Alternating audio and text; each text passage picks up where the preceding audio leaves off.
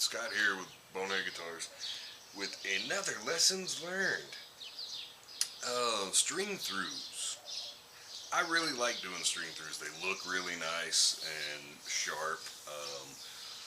Sometimes you want to stop tail, but sometimes string through is a cooler way to go. Well, I've had a lot of problems with string throughs in the past. Normally, you're going to have two different type of ferrules like this. In the back you're going to have a big cup ferrule that the nut of the string actually slides into, and a top ferrule which is very low profile. I've had problems in the past with, I think because with a multi-laminate neck you've got different woods with different densities. So it's easier for your little drill bit to fish around and come out in bad places. And the only thing you can really do to help with that is make sure that your drill press is absolutely flat square. But then also, because you're using a little drill bit that, you know, is bendable, you just got to take a little bite at a time.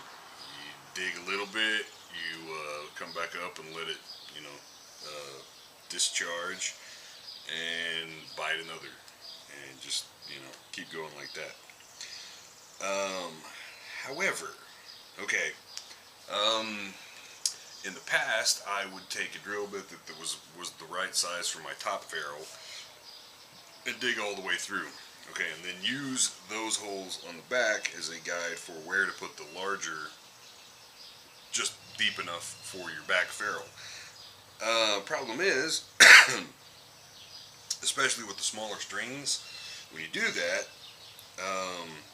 you'll have usually a little bit of trouble getting that, especially the smaller strings, to feed through. They'll keep poking the butt end of the top ferrule, and that's a pain in the ass for anybody who's trying to restring a guitar. So what I started doing is my top ferrule, of course, you know, to accommodate the ferrule itself, you've got a larger hole, but the inner hole of that ferrule is, of course, smaller.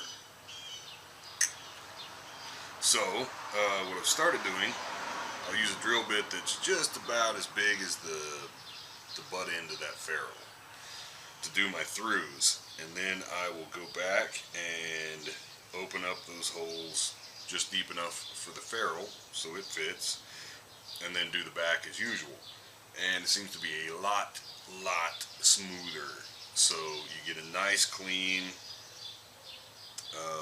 ferrule placement.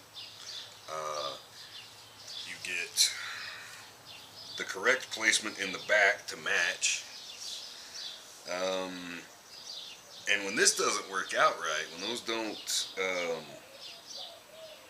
place where they're supposed to, you'll have some of them that are closer to others, and those back ferrules have an outer lip, and I've actually had a couple situations where a couple of those back ferrules kind of overlapped, and that's really no good.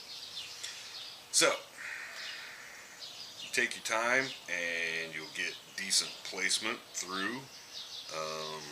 Go with a smaller bit to do your guide holes or your string holes, and then open them up on the face and the back to accommodate the ferrules, and you should have good placement, nice and clean, right where you wanted them, all the way through, and a lot less headache trying to feed a string through there.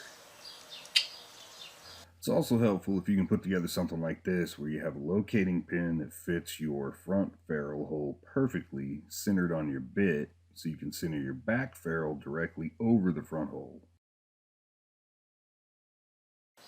If all goes well, you should wind up with perfect placement and your string through holes pretty well centered in the middle of your ferrule hole. So, hope that helps. Get out there and build.